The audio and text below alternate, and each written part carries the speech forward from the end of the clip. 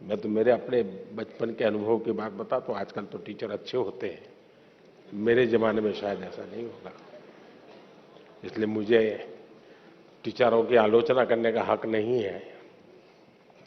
लेकिन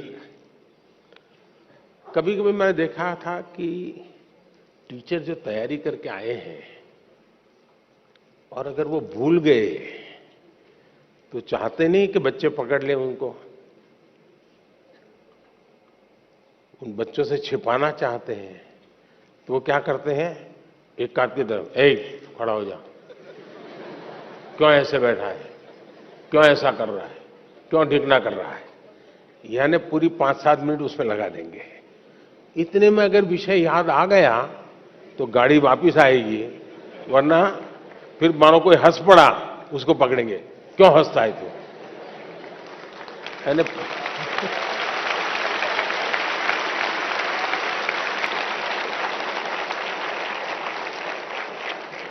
अच्छा आज भी ऐसा ही होता है।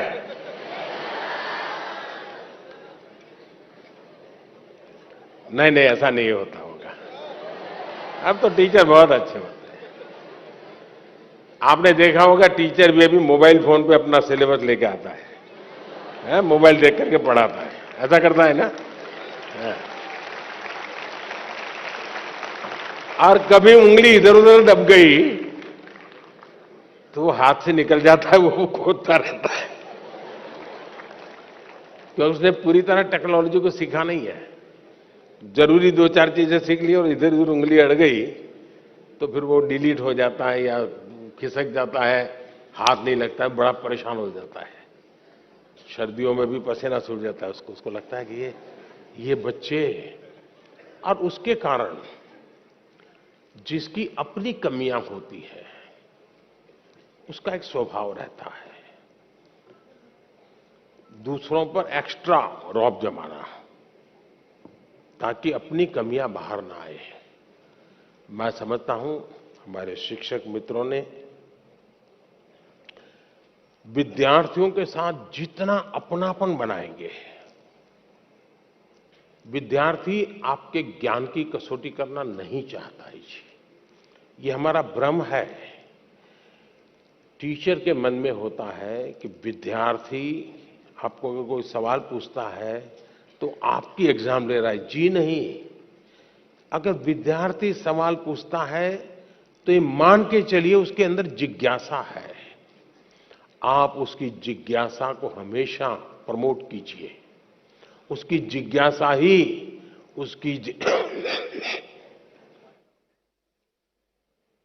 उसकी जिज्ञासा ही उसकी जिंदगी की बहुत बड़ी अमानत है। किसी भी जिज्ञासु को चुप मत कीजिए, उसको टोक मत दीजिए, उसको सुनिए, आराम से सुनिए। अगर जवाब नहीं आता है तो आप उसको कहिए, देख बेटे तूने बहुत अच्छी बात कही है और मैं तुम्हें जल्दबाजी में जवाब दूंगा तो अन्याय होगा। ऐसा करो, हम कल बैठते हैं, तुम मेरी चैम्बर में आ जाना, हम बातें करेंगे और मैं भी तुमको समझने की प्रयास करूंगा ये विचार तुम्हें कहां से आया, और मैं भी कोशिश करूंगा इन बिटवीन मैं घर जाकर के स्टडी करूंगा, जरा गूगल पे जाऊंगा, इधर उधर जाऊंगा, पूछ लूंगा और फिर मैं तैयार होकर के आऊंगा।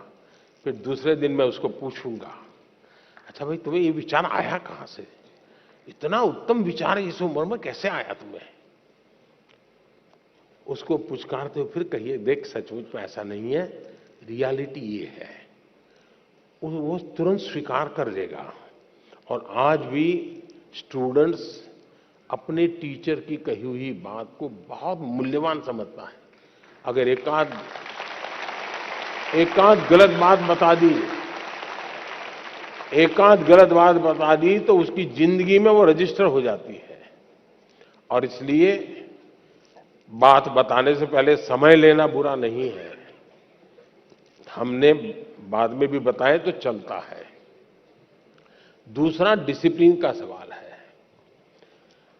क्लास में कभी कभी टीचर को क्या लगता है, अपना रुआब प्रभाव पैदा करने के लिए जो सबसे दुर्बल स्टूडेंट होता है ना, उसको पूछेंगे बताओ तुम समझे कि नहीं समझे, तो